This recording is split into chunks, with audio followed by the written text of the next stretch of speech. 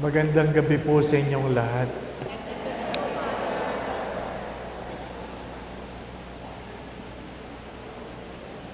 Nabanggit ni Father July, Catholic trade. Catholic travel po, Catholic travel, ano po. Yung Catholic trade po, sa Tayuman po yun. Ano po.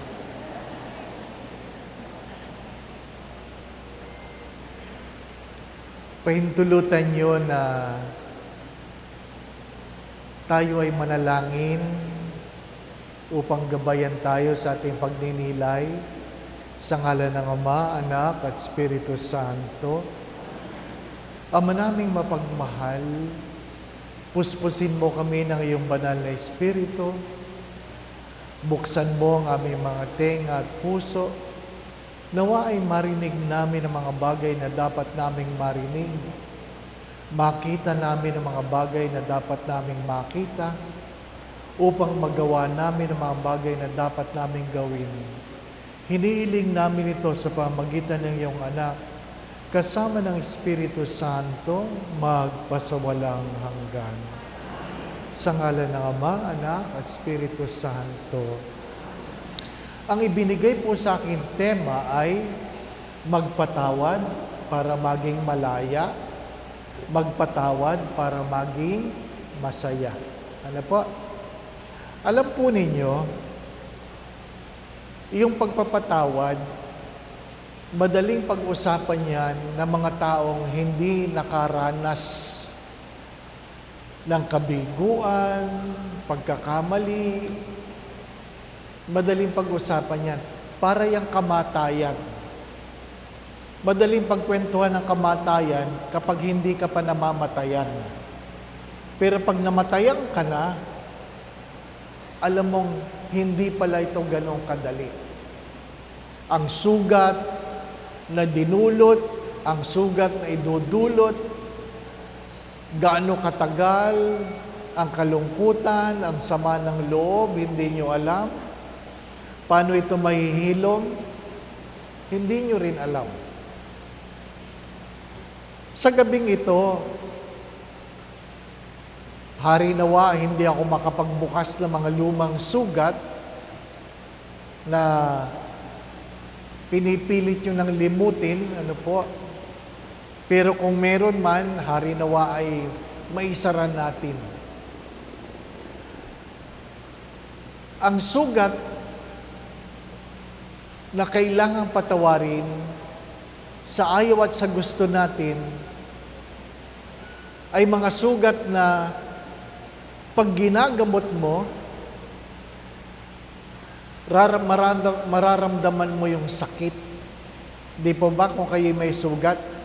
Sabi nga ng mga doktor, I have to wound you to heal you.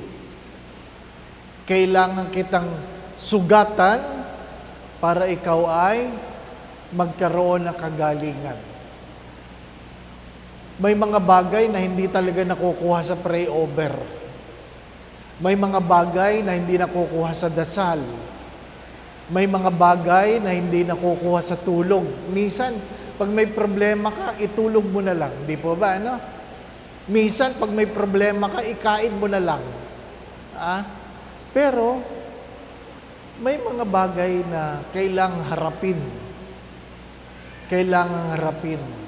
Mga sugat na kailangan, sabi nga, ano po, kuskusin, linisin, para gumaling. Ako ay lumaki sa panahon ng Mertiolet. Inabot niyo ba yun? Ano po? Ayaw na ayaw ko yun. Pag may sugat ka, at kinuha na ng nanay mo yun, ako, siguradong mahapdi. Di po ba, ano? Yun ang mga panahon ko. Siguro, ganun din yung iba sa inyo. Yung mukha nyo naman, parang kaidaran ko naman. Di naman, ano? Hindi naman tayo magkakalayo. Di po ba, ano? Mahalaga na pag ang sugat ay gusto mong gumaling, ay kailangan minsan kutkutin, minsan kailangan buksan, minsan kailangan, sabi nga ay hawakan para talaga magkaroon ng tunay na kagalingan. At kailangan natin tanggapin na mga sugat na ito, pagdating ng araw, ay mag-iiwan ng peklat. Ano pa? Peklat. May mga sugat na sana ay magandang peklat. Yung iba, keloid. Di ba ba, no? Pangit. Keloid. Pero, ang pinakamahalaga ay hari nawa ang mga sugat na ito. Ang mga peklat na ito ay nag-iwan ng aral sa atin. Ang mahalaga ay meron tayong natutunan. Mahalaga po yan, Kaya nga, habang pinag-uusapan natin ang pagpapatawad, ang unang tanong ay, ano ang iyong natutunan? Ano ang iyong natutunan? Dahil kapag wala kang natutunan, mauulit-uli ang pangyayari. Mauulit-uli. Sabi nga, ang pagpapatawad ay isang voluntaryo, kusang loob, na desisyon na na bitawan mo ang sama ng loob, ang pait ng kalooban, minsan ang mga galit, laban sa mga taong nakasakit sa iyo. Kailangan mong bitawan.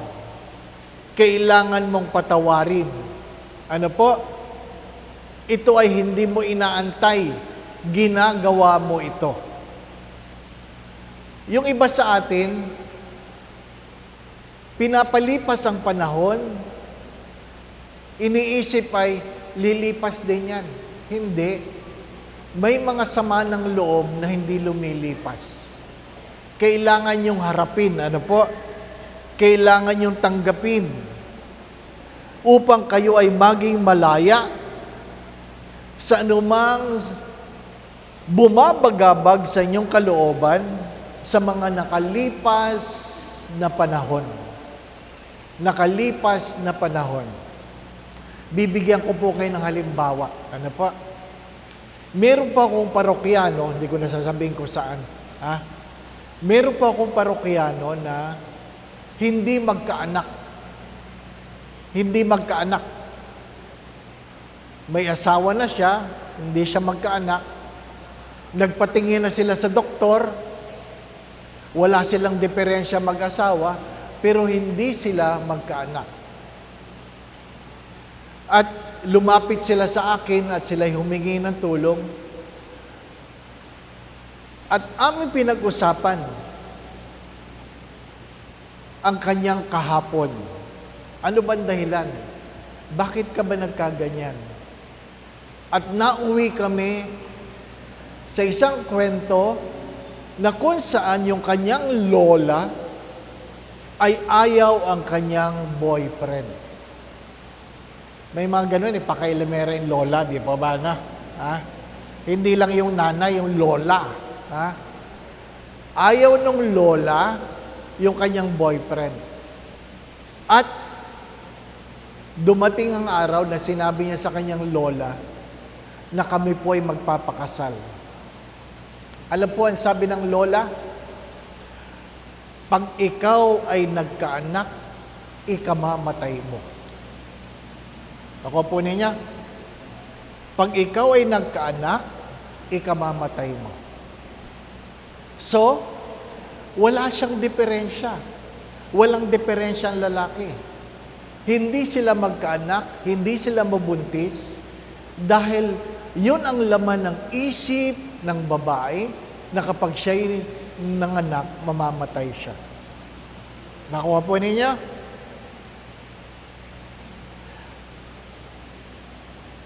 Paano mo may hilom ang sugat na yun? Well, malalim ang sugat. Malalim ang sugat.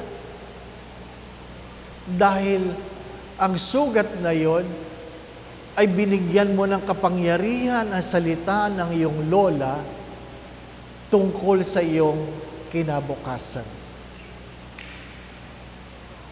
Matanda na sila ngayon. Nauwi sila sa pag-aampon ng isang bata.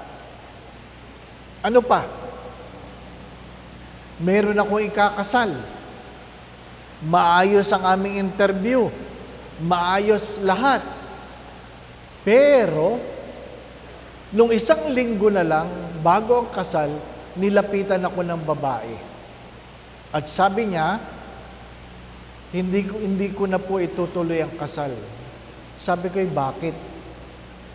Nasaan ang lalaki? Sabi niya, hindi po niya alam. Pwede ba naman yung ikaw lang magsasabing hindi itutuloy ang kasal, hindi alam ng lalaki? Pero mayroong mga kasalang ganyan na hindi dumadating ang either babae o lalaki. At least maaga pa lang. Maaga pa lang, sabi ko, bakit?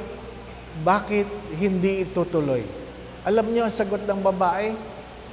Kasi Father, ayaw kong hiwalayan ako ng aking asawa pagdating ng araw. Sabi ko, bakit ka hihiwalayan? Kasi ako ay pangit. Ako ay pangit. Inaamin ko po sa inyo, maganda siya. Kung pangit siya, wala na maganda. Ano po? Pero ang aking tanong ay, bakit mo sinasabi sa iyong sarili na ikaw ay pangit? Yun ang aking tanong. Kaya, inungkat ko. At sabi ko, sino ba may sabi sa iyo na ikaw ay pangit? Ha? Alam niyo, ang salarin, lola na naman. Lola. Lola na naman. Ha? Yung mga lola dito, ayusin niyo ang buhay ninyo, ha? Ha? Lola. Ano sabi ng lola? Naghiwalay ang kanyang mga magulang, naiwan siya sa kanyang ama, na kung saan kamukha niya ang kanyang nanay. Kaya pag nakikita siya ng kanyang lola, walang sinasabi ang lola kundi pangit. Alis ka dyan, pangit. Lumaki sa pag-iisip ng bata na siya ay pangit. Nakuha po ninyo? Ano ibig ko sabihin? Pag pinag-usapan natin ang pagpapatawad, hindi lang yung ikaw ay ginawa ng sama ng loob ng ibang tao, kundi minsan, ang mga bagay na dapat patawarin ay ang mga pangit na karanasan ng ating buhay. Madaling patawarin yung hindi nagbayad ng utang. Ang mahirap patawarin ay yung binago ang iyong pag-iisip na kung saan tumanda ka na lamang, hindi ka naging malaya sa kanilang mga salita. Marami sa atin yan. Marami sa atin ang hindi umunlad ng buhay dahil nakapagbitaw ng pangit na salita ang iyong mga magulang, ang iyong lolo, lola, o kamag-anak. Marami sa atin ang hindi umuunlad dahil minsan sinabihan kang hindi ka uunlad.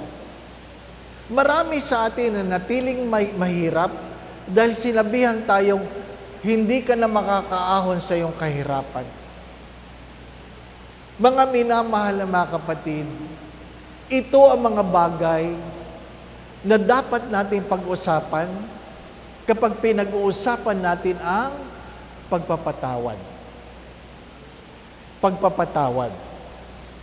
Mahalaga na ang pagpapatawad ay makita mo na ito ay isang biyaya. Isang pagpapakita ng pagmamahal sa sarili.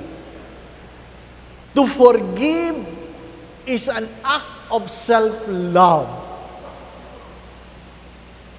Kailangan nating mahalin ang ating mga sarili upang magkaroon ng paghilom ang mga bagay na dapat hilumin sa ating mga buhay, na kung saan magkaroon, sabi nga, reconciliation, sabi nga, pagkakasundo, hindi lang ng ibang tao, kundi ng sarili nating kalooban. Kalooban. Marami sa inyo, walang self-confidence. Bakit? Kasi nakarinig kayo ng pangit na salita nang pinaniwalaan ninyo na yan ang nagkukulong sa inyo hanggang ngayon na kayo'y matatanda na. Ilan sa atin ang ganyan ang karanasan? Ilan? Na hindi tayo makaalis, hindi tayo makabitaw. Takot mag-asawa kasi natakot tayo sa anumang sinabi, sa anumang nakita natin. Takot tayo na mag-aral, takot tayo na sabi nga ay tumaya, to take our chances. And many times I have said this, if you want something new in your life, kung meron kang gustong bago sa iyong buhay, kailangan mong gumawa ng isang bagay na hindi mo pa nagagawa noon. If you want to be free, you want something new in your life, you must be willing to do something you have not done before. Mga simpleng karanasan. Kinukwento ko ito dahil ako noon, manghang-mangha ako na gustong-gusto ng mga tao ang kare-kare. Alam po ninyo? I'm sure sa inyo, meron sa inyong gustong-gusto kare-kare. Na pag may handaan, kare-kare. Di po ba, na? Kare-kare. No, pari na ako. Pag sinabing, Father, anong gusto nyo? Maghanda tayo ng kare-kare. Ayoko ng kare-kare. Ano po? Mabilis ako magsabi, walang kare-kare. Ano po? Hanggang tinanong nila sa akin, bakit ba, Father, ayaw mo ng kare-kare? Sabi ko, mapait. Sabi, mapait. Eh kasi ang karanasan ko sa kare-kare, mapait. Bakit mapait? Sunog ang mani. Naintindihan po ninyo? Ang aking unang karanasan ay pangit. Na akala ko, yan ang katotohanan tungkol sa kare-kare. Kaya nung pinipilit akong pakainin ng kare-kare, ayoko. Bakit mo ba ako pinipilit? Di ba? Father, try mo lang. At nakatikim ako ng masarap na kare-kare. Yung mayroong taba na nanginginig-ginig, di po ba? Ayun ang masarap sa kare-kare, di po ba? No? Yung mataba, may taba na nanginginig-ginig, di po ba? No? Pag kinain mong ganyan, parang pwede mo nang higupin yung taba, di po ba? No? Ay, pagkasarap-sarap, di po ba? No? Nabago ang aking pananaw. Ano ibig sabihin? Minsan kailangan baguhin ang pananaw. Paano babaguhin ang pananaw? Sa pagkakaroon ng bagong karanasan. Di po ba, no? Kahit sa simbahan. Sasabihin, yung bago nating pare, masungit yan. Di ba? Nauna chismis eh. Di po ba, no? Nauna chismis. Oh, kaya, ay, malas natin, masungit daw ang bagong pare. Di ba? Ganun talaga. Nung ako, iniligay sa isang parokya, kauna-unang parokya, yung paman din ng parokya ang pinagdadasal ko na, sana wag akong ma-assign doon. Ano po? Sorry. Kami mga pare, kahit papaano naman, sabi, Lord, Huwag naman dyan, di ba ba? No? Kaso, nung tinawagan ako ni Bishop Sok, sabi niya, pinalilipat ka ng kardinal. Saan po ako? Doon, sa ganun. Ayaw ko nang banggitin yung parokya. Ano po? Sabi ko, ba't naman doon? Di ba? Ano? Sabi niya, bakit? Ayaw mo? Hindi, tinatanong ko lang. Sabi niya sabi ng kardinal, doon ka daw. Bakit doon? Kasi walang paring tumatagal doon. Kaya nga ayaw ko doon Ano? Kaya nga ayaw ko doon.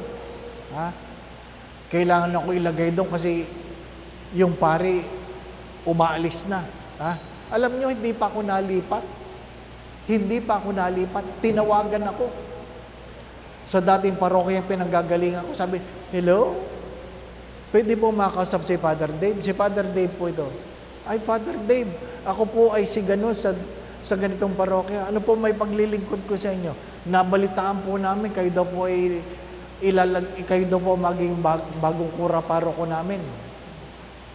Gusto ko lang sabihin, ayaw namin sa iyo. Tahimik lang ako. Gusto ko sabihin, sa palagay mo, gusto ko dyan. Di ba? Ayaw ko rin dyan. Di ba? Minsan, may mga bagay na produkto ng maling pananaw. Di po ba, no?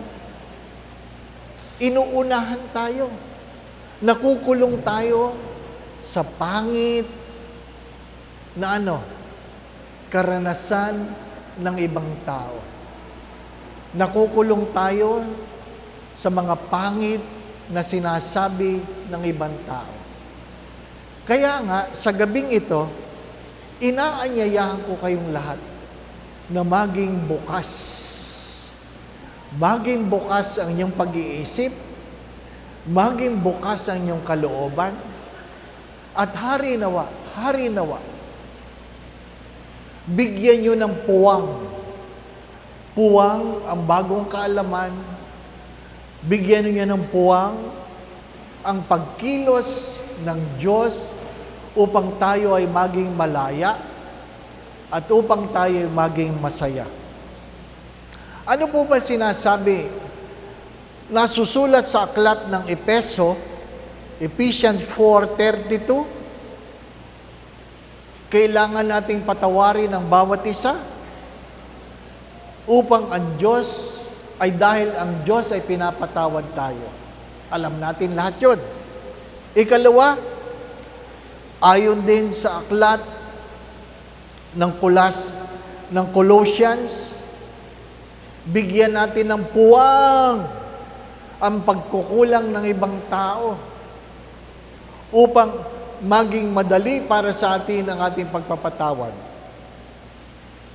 Nasusulat din sa aklat ni San Mateo na the only way to be forgiven is to forgive. Ang natatanging paraan para patawarin ay tayo ay magpatawad. Alam nating lahat yan, hindi po ba, no? Kasi tuwing pinagdadasal natin ang Ama namin, wala tayong sinasabi, kundi patawarin mo kami tulad ng pagpapatawad namin. Mahalaga yun. The only prayer that Jesus have taught, ang mahalaga, forgive us as we forgive. Ano po ang mga aspeto ng pagpapatawad na nagdudulot ng kalayaan? Unang-una, kailangang intindihin natin, to forgive is not for you and not for them. You have to remember, ang pagpapatawad ay hindi para sa iyo at hindi rin para sa kanila. Ang pagpapatawad ay alisin mo ang kapangyarihan to take back the power and to let go of the pain to regain your peace. Kailangan mo magsimula doon. Alisin ang kapangyarihan na ikaw ay saktan. Narinig niyo na po ba ito? Do not give anybody the power to make you miserable. Walang sino mang tao na kaya kayong saktan kung hindi nyo sila binibigyan ng kapangyarihan. Halimbawa, may pumasok dyan, nagmura. Hello? Gisingin pa ba kayo? May pumasok dyan na nagmura. Hindi nyo kilala, hindi ko kilala. Ay ang gagawin, kukunin lang yung security guard at palalabasin. Di po ba, no? At tapos, tayo ay magtatawanan. Di po ba, no? Pero pag ang pumasok dyan, kamag-anak mo, at nagmura, magtatawanan kami, pero ikaw ay masasaktan. Bakit? Kilala mo eh. Kamag-anak mo eh. Di po ba, ano? Kaya nga, sabi ni Mother Teresa ng Calcutta, if you love somebody, you are giving that person the power to hurt you. Listen to that word. If you love somebody, you are giving that person the power to hurt you. Kaya, yung mga misis, kaya kayo nasasaktan pag nangaliwa ang inyong mister, hindi dahil nangaliwa, kundi dahil mahal nyo ang inyong asawa. Nakukuha po niya? Kung hindi nyo mahal, hindi kayo masasaktan. Sino ang merong pinakamaraming sama ng loob? Generally, sino? Ang simpleng sagot ay nanay. Nanay ang merong pinakamaraming sama ng loob. Nanay. Bakit? Nanay ang nagmahal sa anak, laman ng aking laman, dugo ng aking dugo, tapos ako ay sasagutin lamang ng walang galang. Di po ba, na? Nanay. Nanay ang madalas na nagsasabi pag may sakit ang anak, Lord, sana ako na lang. Nanay ang nagsasabi pag baradong ilong ng bata, kung pwede ko lang sipsipin ang uhog niyang, Padre, sisipsipin ko. Nanay. Nanay ang nagsasakripisyo dala ng pagmamahal. Kaya kapag sumagot ang anak, nanay ang unang nakakaramdam ng sama ng loob.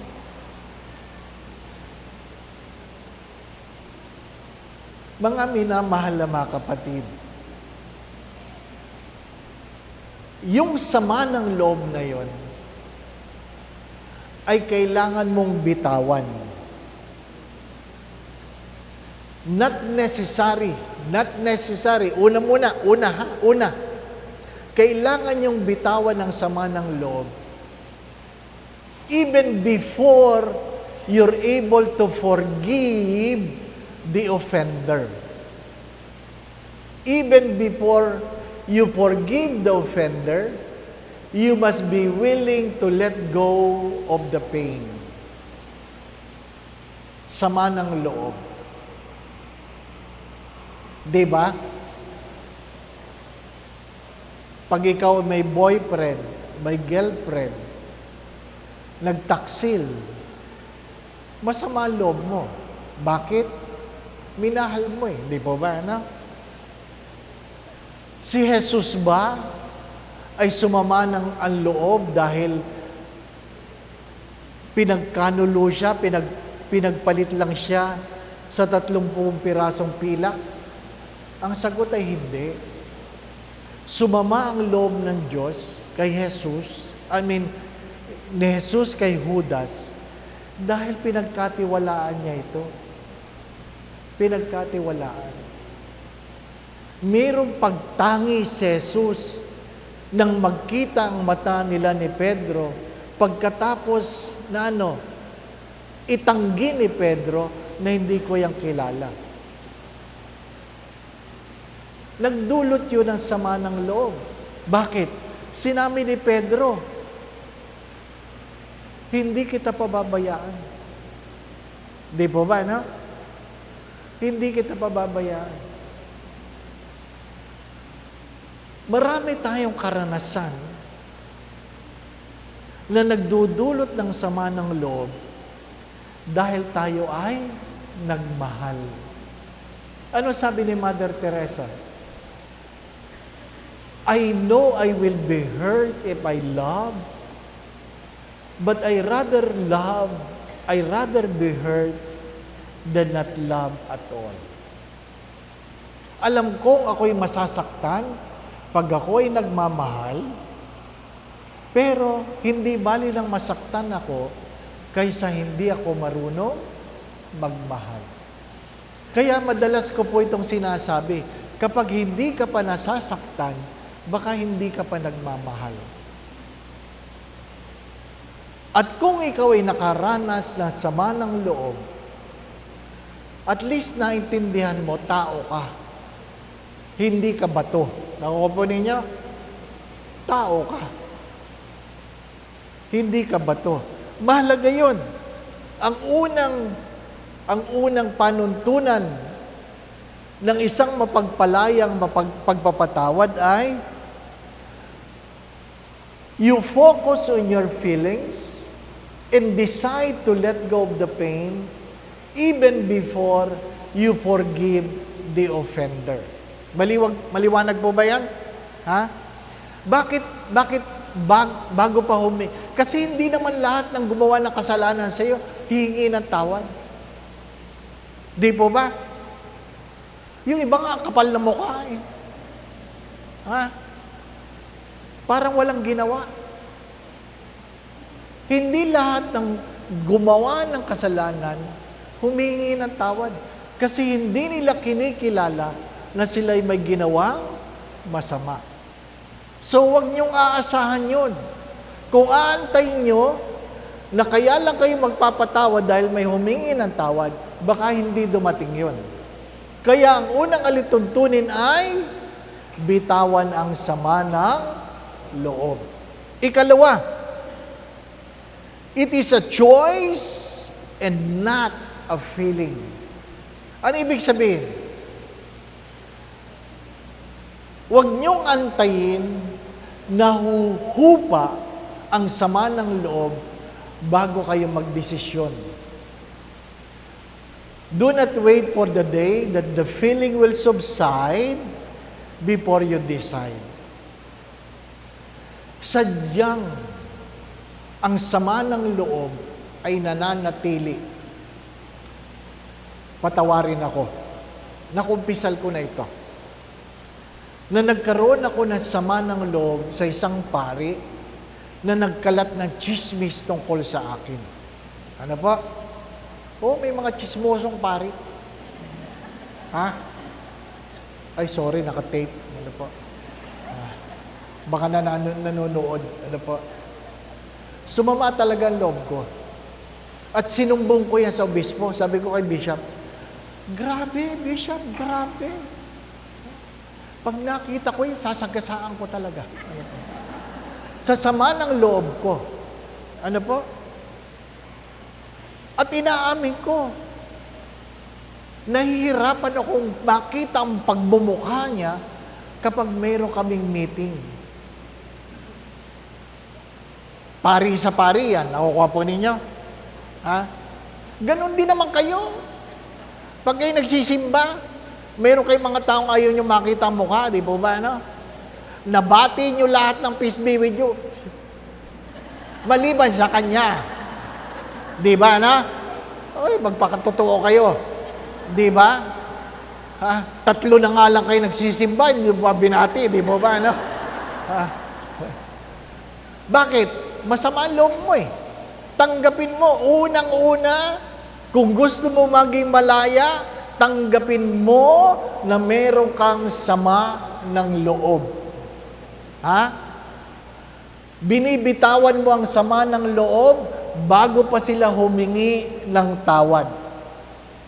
Maliwanag yun. At ikaw ay magpapatawad kahit meron kang sama ng loob. Doon sa isang parokya, merong mga nagtatrabaho sa barangay, minumura ako. Ha? Sabi nga nung aking sekretary, "Nako, Father, nakita ko yung isang kagawad sa palengke." Ha? Nakita ko isang... At sabi ba naman sa akin, "Ikaw yung sekretary ng bagong pari, ano?" "Opo." "Sabihin mo doon sa pari mo, putang ina siya." Sabi gano'n. Oh. Ay sabi ng sekretary ko, "Naghanap ako ng patola, Father, hahambalos ko sana eh." Ano po? Sabi ko, "Nakakuha ka?" Wala. Sayang, di po ba? Ano? Bakit nagagalit? Binago ko ang araw ng piyesta. Ano po? Kasi mali naman yung araw ng piyesta. Oh, itinama ko lang naman. Galit na galit. Galit na galit. Minumura ako. Tapos nabalitaan ko, tatay pala siya ng isang sakristan.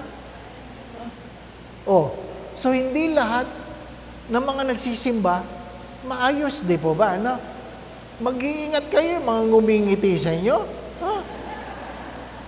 Sa Greenbelt nga, malungkot ako dahil ina-announce namin, mag-ingat kayo sa magnanakaw. Ha? Isipin nyo, ha? Sa Greenbelt ka pa, sa misa ka pa nawalan ng gamit. Oh, nireklamo namin sa pulis. Tiningnan namin ang CCTV. Alam nyo, mga tirador, babae. 5 babae. Maayos ang itsura. Sabi ng isang pulis, "Ay, pamilyar yan. Naka-blatter na yan sa amin." Kaya mag-iingat kayo sa mga katabi niyong babae. Baka tinatabihan lang kayo niyan, lalong-lalo na yung nakikipagsiksikan. Nako, mag-iingat kayo. Ano pa? Mahirap yung nagsimba ka pag uwi mo, wala ka ng pamasahe, di po ba? No? Ha? Nasasaktan ka. Bakit? Sinira nila ang iyong tiwala. Di po ba? No? Pangiti-ngiti kapag ganyan. Di ba? Yung pala, tirador. Di po ba? No? It is a choice and not a feeling. It is an intentional actions that often precedes the emotional feeling of peace, requiring a willing heart to let go. Bago pa maging mapayapa ang iyong kalooban, patawarin mo na. Humingi ba ng tawad? Hindi. Lumapit ba sa'yo? Hindi. Ang mahalaga, binitawan mo ang sama ng loob, pinapatawad mo kahit hindi humingi ng tawad. Pangatlo, ito mahalaga ito. Alin? Hindi ibig sabihin na pag ikaw ay nagpatawad, lilimutin mo. Hindi totoo yung forgive and forget. Kalokohan yun. Hello? Naintindihan ba yun? Hindi totoo yung forgive and forget. Ha? Hello? Ituktok nyo sa utak ninyo. Ano po? Hindi totoo yun. Ha? Kung sino man ang nagsasabi nun, hindi niya naintindihan. Sapagkat may mga bagay na pwedeng patawarin, pero hindi pwedeng limutin.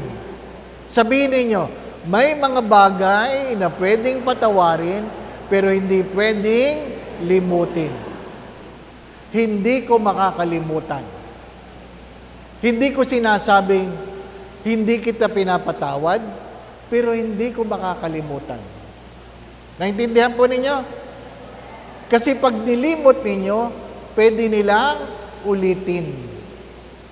Pag nilimot ninyo, baka wala kayong natututunan. Di po ba, no?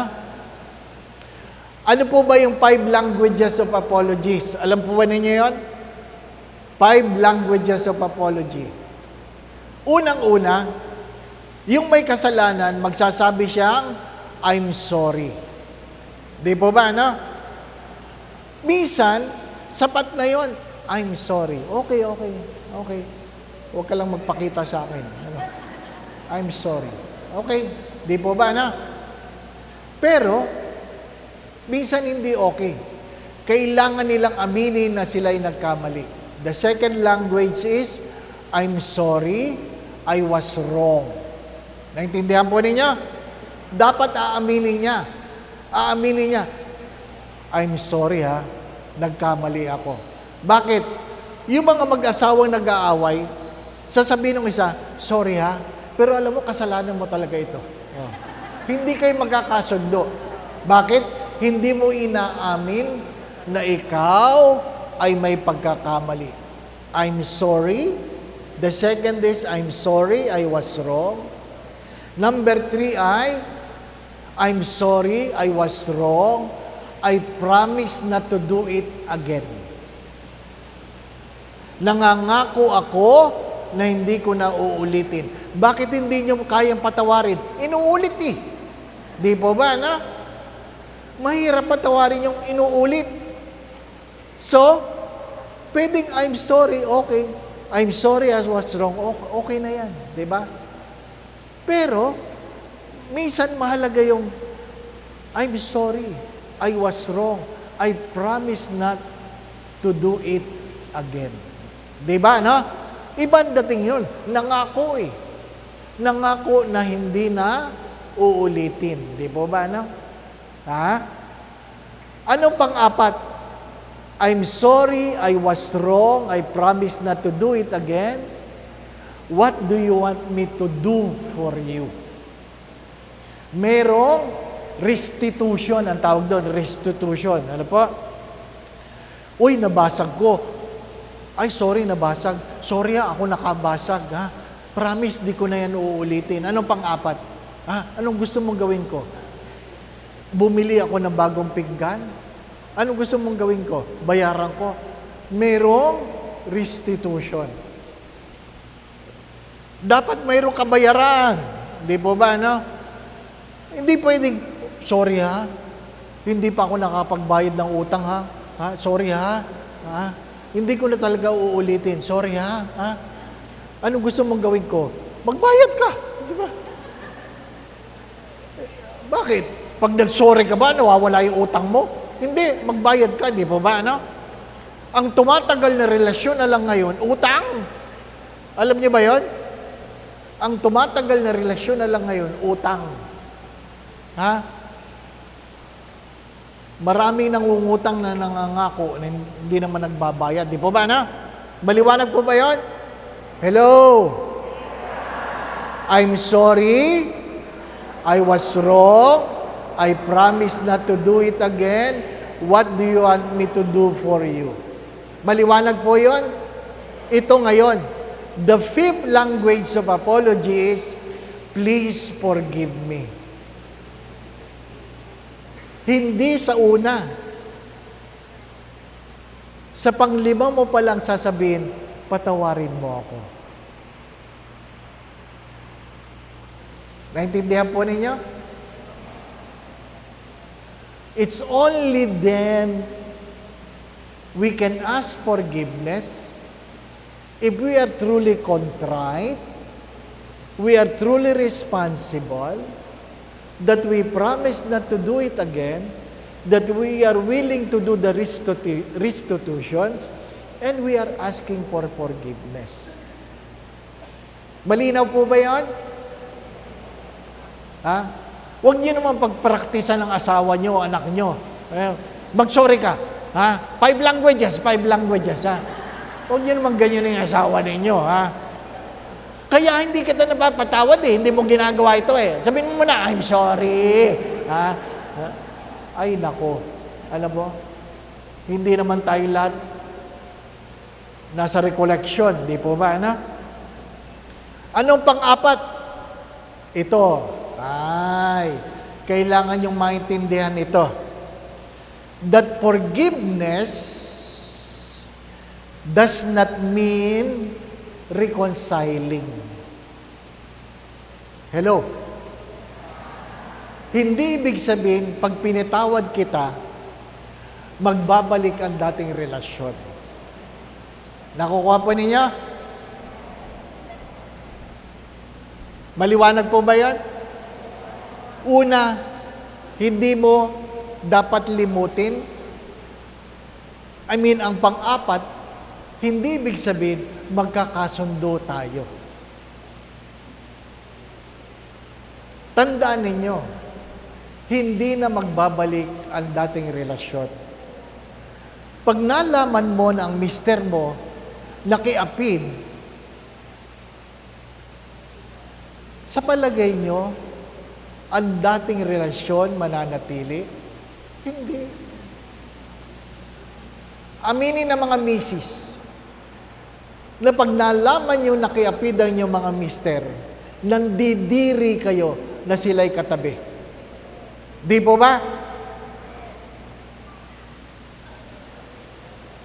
Kita nyo na? Di ba? Ni ayaw mo magpahalik sa mister mo nang nalaman mo na mayroon siyang hinahalik ang iba. Di po ba? Kita nyo na? Yan bang karanasan mo, ate? Ha? You will not forget it, and it doesn't mean it will bring back the old relationship. Naalala ninyo, sa muling pagkabuhay, nung nagpakita uli si Jesus kina Pedro, namimingwit sila, wala silang nakuha, ang Diyos nasa pangpang, tinanong sila, mayroon ba kayong huli? Anong sagot? Wala po. At sabi ng Diyos, ihulog mo ang lambat sa kanan. At nang paghulog nila, agad-agad nakakuha ng isda. At ang isa sa kanila nagsabing, it is the Lord. Kaya si Pedro, tumalon sa tubig, bumunta kay Jesus.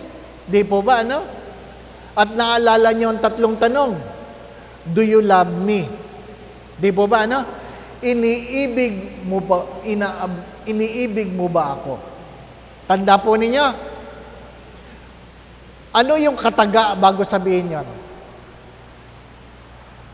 Hello? Ano yung kataga na sinabi ni Jesus bago niya sabihin, bago niya tanungin, iniibig mo ba ako? Wala kayong maalala, Feeling ko tulog kayo nun, tulog. Ang sinabi ni Jesus, tinawag niya si Pedro, Pedro, anak ni Simon. Pedro, anak ni Simon, iniibig mo ba ako?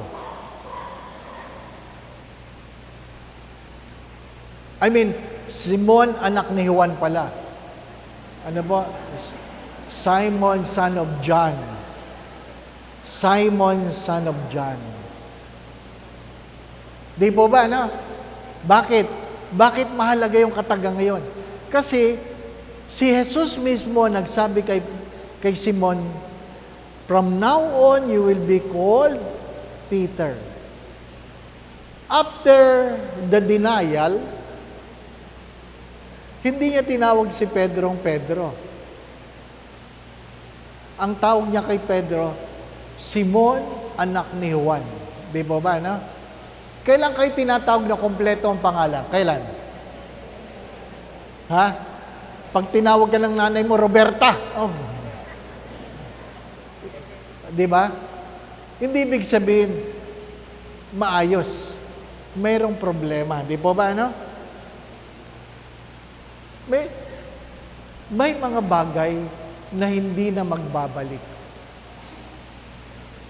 Pag kayo ay inutangan, hindi kayo binayaran, magpapautang ba uli kayo? Ha? Natural. Tanga ka. Hindi po ba, Mahalaga yun. Ano sabi sa atin? Hindi ka na natuto. Di ba, ano? Maliwanag po ba ang pinag-uusapan natin? Mahalaga, unang-una, inaamin mo ang iyong sama ng loob, nagdesisyon ka na magpatawad sa gitna ng sama ng loob. Pangatlo, hindi ibig sabihin pag nagpatawad ka, nililimot mo. Pang-apat, hindi ibig sabihin pag nagpatawad ka, magbabalik ang dating relasyon. Hindi ko sinasabing hindi magbabalik. Pwedeng magbalik. Pero, wag mong aasahan na katulad ng dati. Di ba ba, no? Nasaktan ako eh. Bakit ako nasaktan? Nagmahal ako. Naintindihan po ninyo? Maliwanag po ba? Maliwanag?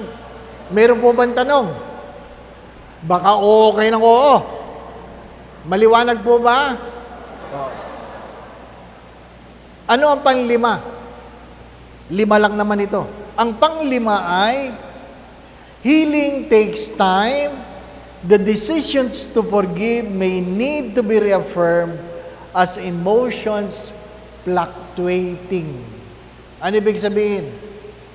Sabi ko nga kanina, pag nilagyan ng gamot ang sugat, hindi ibig sabihin, hindi na kaagad masakit. Minsan kumikirot-kirot. Nakukuha po ninyo? Pag inoperahan ka, kahit lagyan ng gamot, masakit. Di po ba, no? Kailangan mong intindihin yun. Minsan kumikirot-kirot. At ang malungkot na kwento, kahit magaling na ang sugat, minsan kumikirot pa rin. Naranasan niyo ba yan? Nung ako'y nasaksak, siyempre masakit. Inoperahan. Matagal nang gumaling yung saksak. Pero paminsan-minsan, kumikirot-kirot. Hindi ba gumaling? Gumaling na. Kaya lang talagang minsan, kumikirot-kirot. Ano ibig sabihin?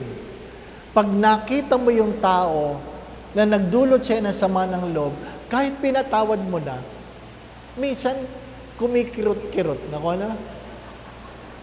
Di po ba, no? Naranasan niyo ba yun? Ibig sabihin, tao ka. Ibig sabihin, tao ka. Kasalanan ba yun? Hindi. Yun ang tunay na karanasan. Yun ang tunay na karanasan. Nagkakaintindihan po tayo? Ayan. Ngayon, 8:30 na. Para alam natin, malayo pa ako eh. Ano po?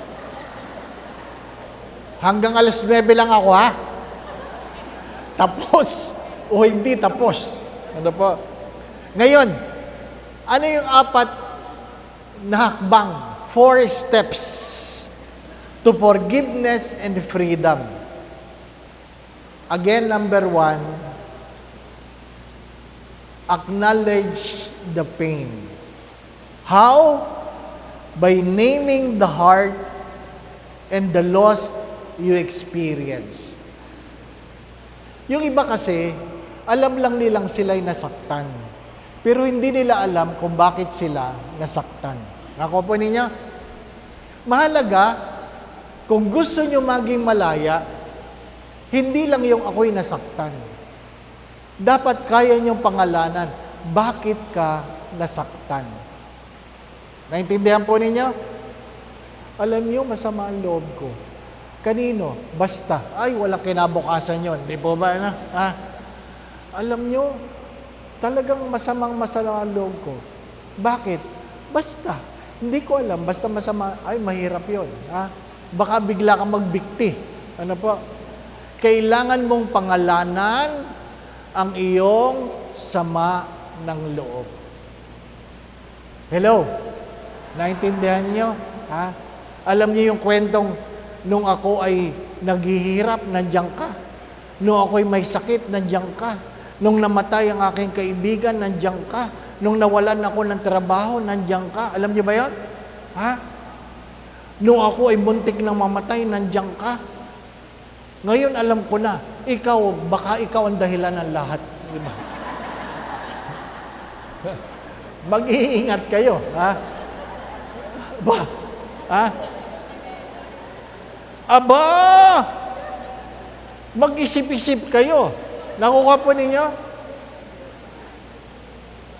Kasi, sa ayaw at sa gusto nyo, whether you like it or not, this is psychologically founded truth. That 5 years from now, our life will be dictated by the people we are with and the books we read. So kung ano man ang iyong pagkatao ngayon, balikan mo ang 5 taon na nakalipas, yan ay naimpluwensya ng mga tao mong palaging kasama. Hello? Kaya mahalaga ang mga bata marunong mamili ng kaibigan. Sapagkat sa ayaw at sa gusto ninyo, ang ating mga desisyon ay naiimpluwensya ng ating mga kaibigan.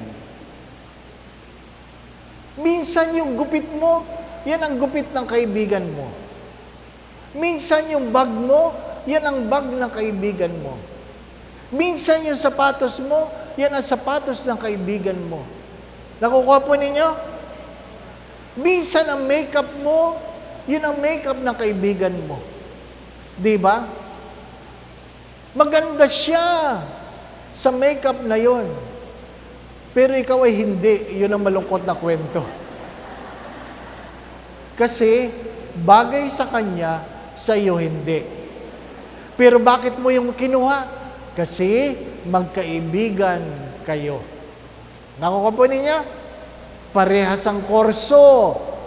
Di ba? Bakit ka nag-accounting? Kasi yung kaibigan ko, accounting. Bakit ka na ganyan? Kasi ang kaibigan ko.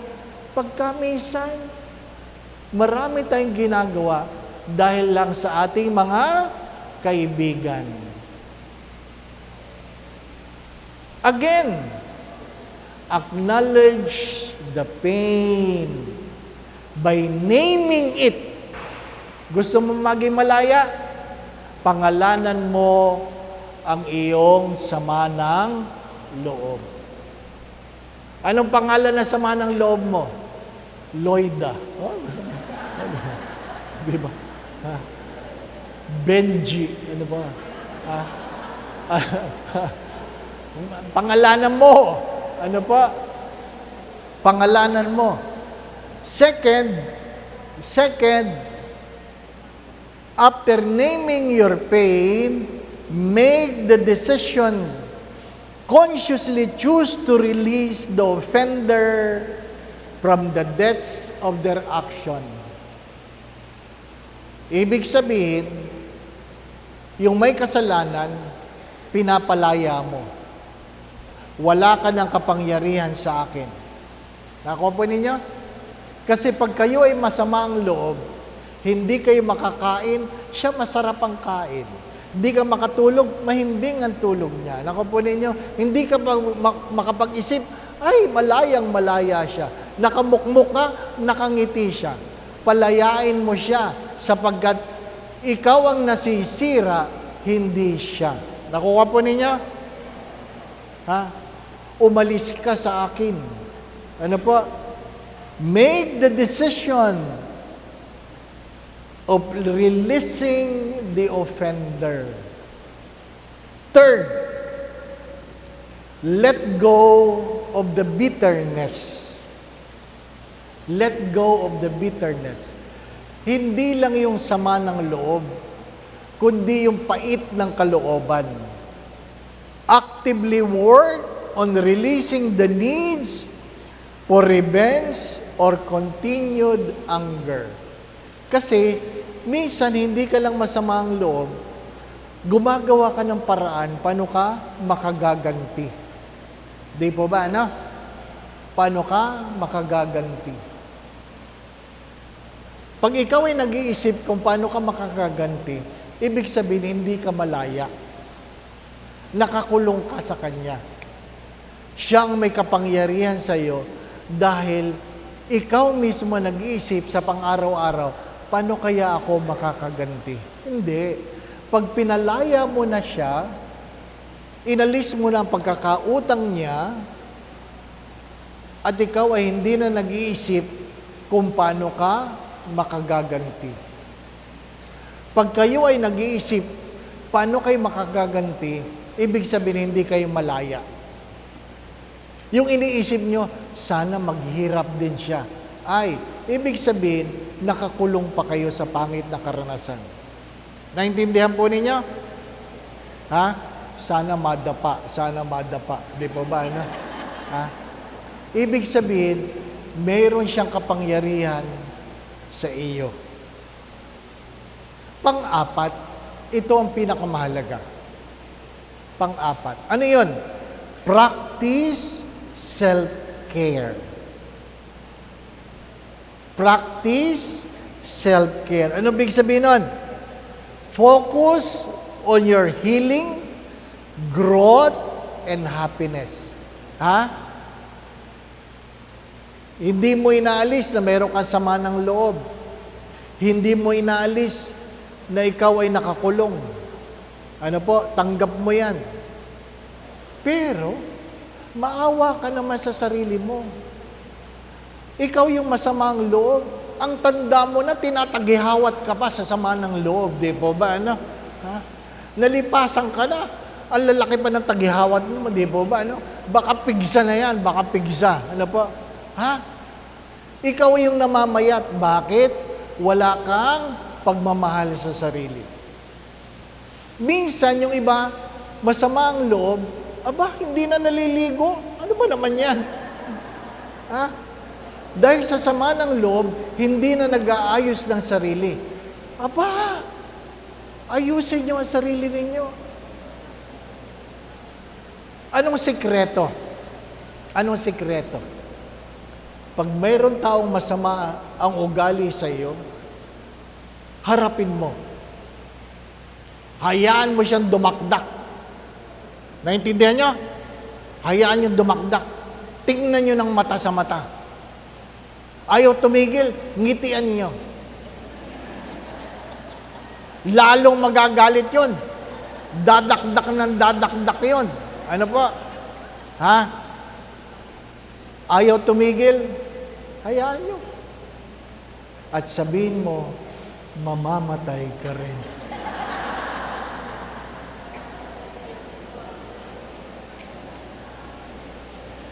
Ano ibig ko sabihin? Minsan, kaya tayo hindi maging malaya kasi tayo mismo nagkukulong sa ating mga sarili. At tandaan ninyo, kung kayo ay nakakulong, hindi kayo magiging masaya. If you are free, happiness will come. Pag ikaw ay malaya, ang kasayahan ay kusang dumarating. Kaya pag ikaw ay malungkot, ikaw ang magtanong sa iyong sarili, bakit ako malungkot? Nakuha po ninyo? Huwag kayong matakot malungkot. Alam nyo, pag nakakakita ko ng mga tao sa simbahan na malungkot, naintindihan ko, ay, may problema yan. Naintindihan po ninyo? Mas natatakot ako na sa loob ng simbahan may nakangiti. Baka may sayad. Di ba, ano? Maliwanag po ba? Hindi ka magiging masaya kung hindi ka malaya. Pero hindi ka magiging malaya kung hindi mo kayang tanggapin na ikaw ay meron sama ng loob, kung hindi ka magdidesisyon na bitawan ang nagdulot ng sama ng loob, Hindi ka magiging malaya kung ikaw ay patuloy na nag-iisip ng masama laban sa mga taong nakasakit sa iyo. Kaya pag ikaw ay nag-iisip ng masama laban sa ibang tao, ikaw ay nakakulong. Naintindihan po ninyo? Hello? Pag ikaw ay nag-iisip ng masama laban sa ibang tao, ibig sabihin ikaw ay nakakulong. Kaya, mahalaga ito. Sa panahon ng Kwaresma, kahit ayuno kayo ng ayuno, kung masama naman ang loob ninyo, matatapos ang Kwaresmang itong nakakusot ang mukha ninyo. Hindi kayo magiging malaya, hindi kayo magiging masaya. Kaya mahalaga na sa panahon ng Kwaresma, pinag-uusapan natin ang pagpapatawad. Naintindihan po ninyo? Hello? 8:45 na. Maliwanag po ba? Meron po ba kayong natutunan? Meron po ba kayong tanong? Wala. Ha? Ay, itigil na natin ito. Tapos na. Ha? Hari nawa, mga minamahal na mga kapatid, magsimula tayo sa bahay. Tingnan ninyo ang inyong mga gamit. Tingnan niyo yung mga gamit. Bakit mo ba binili yan? Bakit mo ba hindi mabitawan yan? Nakukuha ninyo? Ano ang karanasan na nagkukulong sa inyo?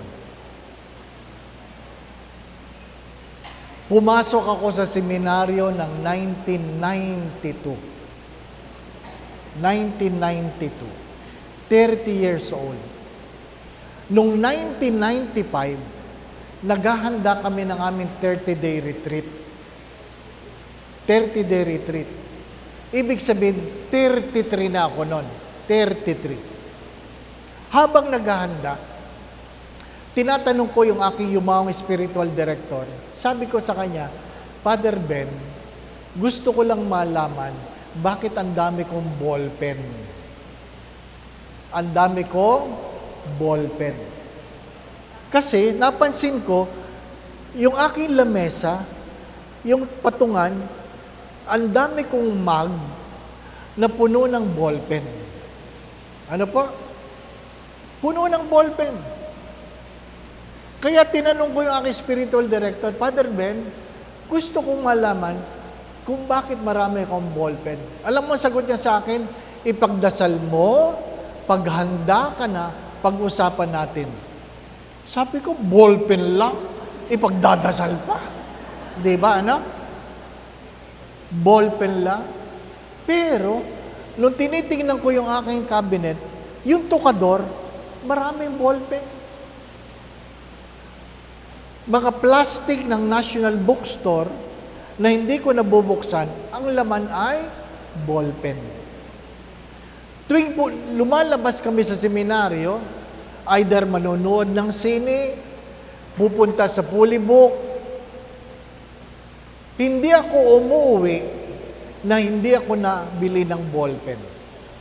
Can you imagine? So, matagal ko yung pinaghandaan. Sabi ko, Father Ben, pwede ba natin pag-usapan yung aking ballpen? Sabi niya, paghanda ka na. Ha? Ano naman paghahandaan ko sa ballpen? Di po ba? Ano paghahandaan ko? At pagkalipas ng ilang buwan, nung tinanong ko sa kanya, sabi ko, gusto ko lang naman malaman, bakit ako maraming ballpen? Bakit ako bili ng ballpen? Alam niyo, ang sagot niya ay, kailan ka nagsimulang bumili ng ballpen? So, nagbalik tanaw ako.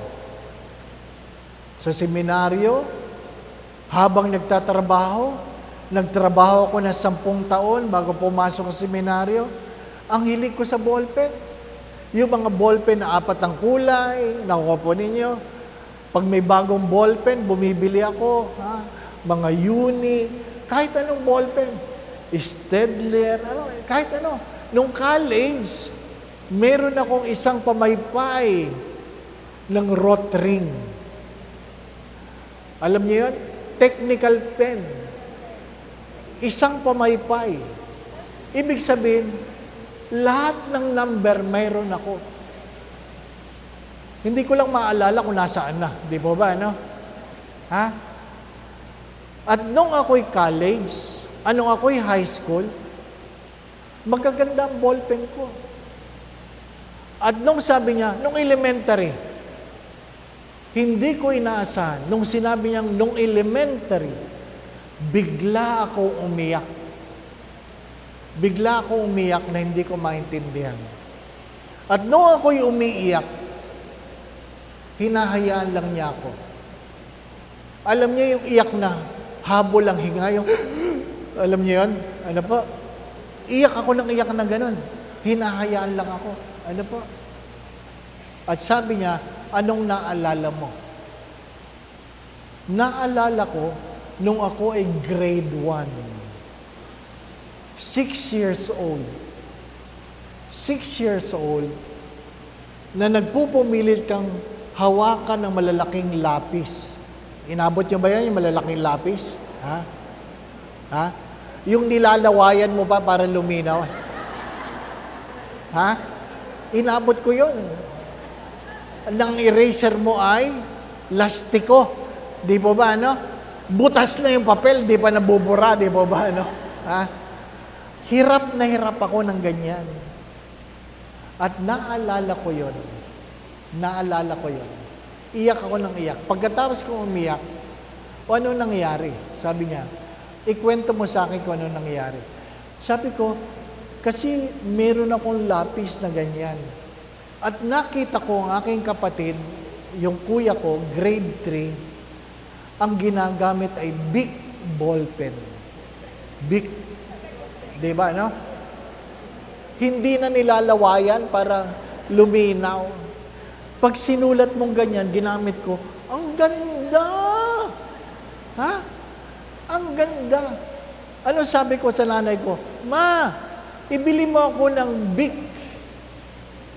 Ang nanay ko naman, alam naman yung lapis lang kami. Ay sa sobrang kulit ko, pinalo ako ng nanay ko. Ang sabi ng nanay ko, pakuluan ko yung Bic na yan, painom ko sa yung sabaw. Ha? Pinalo ako ng pinalo. Ano po? Ay di nagtampo ako. Nagtago ako sa ilalim ng hagdan namin sa kulungan ng mga manok. Ano po? Isipin niyo, umiyak ang ganyan. Tinutuka-tuka ka. Di ba ano? Ha? At doon ko sinabi na, paglaki ko, bibili ako ng maraming ballpen. Can you imagine? The experience is that I'm 6 years old. I grapple with it. I was freed from it when I was already 33. 33 years old. What I'm trying to say, my dear friends, my dear brothers and sisters, I believe you have your own experiences. Basong hindi may tapon, pinggan na hindi may tapon, rilong sirang hindi may tapon, damit na gulang-gulanit na hindi may tapon. Ano yung mga hindi mabitawan? Pagka minsan, hindi lang sama ng loob ang nagkukulong. Minsan, ang pangit na karanasan.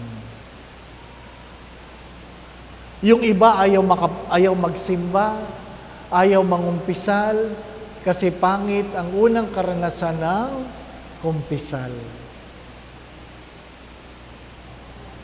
I pray that you will be free. But the beginning of freedom is you have to acknowledge the pain and be able to name it. As Saint Ignatius of Loyola, the basic formula of conversion is aware, name, claim, decide. Aware, name, claim, decide. Aware ako na ako ay nag-hoard ng ballpen. I name it na ako ang may kasalanan, ako ang bili ng bili. Kiniklaim ko na ako ang may problema, dala ng aking karanasan, at nag-decide ako na magiging malaya ako sa ballpen. Kaya pag may nagre-regalo ng ballpen sa akin ngayon, na may pangalan ko pa, Father Day, natatawa ako. Nako po ninyo. At sabi nga nila, pag napagtawanan mo na, malaya ka na. Inuulit ko, kapag napagtawanan mo na, malaya ka na. Kapag hindi mo pa napapagtawanan, nakakulong ka pa. Naintindihan po ninyo? Pag pinag-usapan, nagagalit ka pa rin, ay, nakakulong ka. Nako po ninyo? Ay, nakakulong ka. Ha? Kaya, mahalaga yung pagpapatawad. Hindi lang sa tao, kundi sa karanasan. Ano po? Bago man lang kayo mamatay, sa harinawa, naging malaya kayo. At yun ang malungkot na kwento ng buhay. Lumipas ang panahon na hindi man lang sila naging masaya dahil nakakulong sila sa pangit na kahapon. Ano sabi? Kung pinanganak ang pangit, wala kang magagawa. Kung namatay kang pangit, kasalanan mo. Naintindihan po ninyo? Ha? Sapagkat ikaw ay malaya na ayusin ang iyong buhay. Hari nawa ang Kwaresma, mga minamahal na mga kapatid, ay hindi maiwan lamang sa pag-aayuno. Hari nawa ang panalangin ay nagdudulot ng pagbabago. Hari nawa ang paghuhulog o ang pagbibigay ay magbigay sa iyo ng bagong pananaw. Palagi ko ito sinasabi, dala ng kahirapan na aking dinanas, nagbibigay ako hindi dahil meron akong sobra, nagbibigay ako dahil alam ko ang pakiramdam ng walang-wala. Inuulit ko, nagbibigay ako hindi dahil meron akong sobra, nagbibigay ako dahil alam ko ang pakiramdam ng walang-wala. Amen? Let's spend few moments of silence. Mag-ukol tayo na ilang saglit na katahimikan. Kayo mismo, sa sarili niyong mga kalooban, kayo humingi sa Diyos ng biyaya. Mga bagay na inyong narinig sa gabing ito, mga bagay na gusto nyo isabuhay, bagay na inyong natutunan upang maging malaya at maging masaya. Ipagdasal nyo ang sarili nyong pamilya, ang mga taong nagdudulot ng sakit sa inyong buhay. Ipagdasal nyo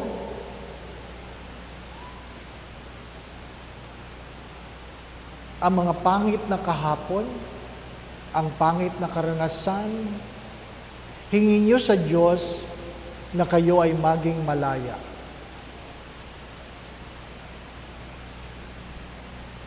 Sa ngalan ng Ama at ng Anak at ng Espiritu Santo, sumainyo ang Panginoon.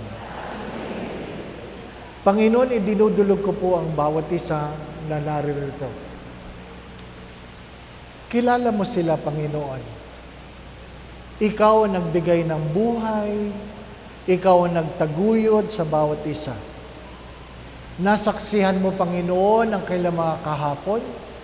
Nakita mo ang kailang mga pagtawad, pagluha, kahirapan at kasaganahan, kasayahan at kalungkutan. Alam mo, Panginoon, ang kailang mga pangarap. Pangarap hindi lang para sa kailang mga sarili, kundi para sa kailang mga mahal sa buhay. Itinataas ko po ang bawat isa, Panginoon. Naway hipuin mo sila. Inaanyayahan ko kayo na ilagay ang inyong mga palad sa inyong mga dibdib. Damhin ninyo ang sariling pagtibok ng inyong puso, palatandaan ang pagmamahal ng Diyos sa inyo. Panginoon,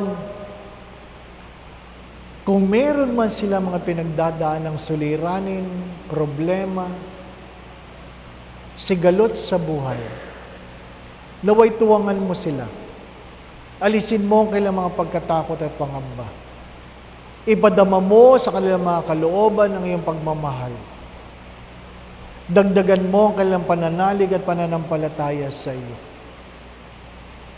Ikaw ang Diyos na magdudulot ng hilom sa mga sugat ng kailang kahapon. Nawa po'y hilumin mo ang mga sugat na ito, Panginoon. Bigyan mo sila ng katatagan na patawarin ang mga taong nagdulot ng sama ng loob, ng sakit sa kanilang mga kalooban. Tulungan mo sila na patawarin din ang kanilang mga sarili. Nawa po'y patuloy mo silang ingatan. Ilayo mo sila sa lahat ng uri ng kapahamakan. Patuloy mo silang pagkaluban ng kalakasan, kalusugan. Kung sino man dito ang may karamdaman, Panginoon, naway pagkaluban mo ng kagalingan. Gabayan mo sila sa kanilang mga iniisip at ginagawa, lalong-lalo na sa mga darating na araw. Nawa po ang kanilang mga pamilya saan man naroroon ay pagharian mo ng pagmamahalan, pagkakaisa, pagkakasundo-sundo, kapayapaan, kasayahan, puspos ng pag-ibig at kasaganahan. Panginoon, kayo po nakababatid sa kanilang mga pagdulog. Kayo na po ang magkaloob. Kung ano man na makabubuti, makababanal, makauunlad ng kanilang mga buhay. Sa tulong at panalangin ng mga banal, lalong-lalo na ng mahal na Birhen, gayon din si San Jose. Nawa po'y lukuban mo ang bawat isa ng iyong pagpapala. Sa ngalan ng Ama at ng Anak at ng Espiritu Santo. 9 o'clock. Magandang gabi po sa inyong lahat.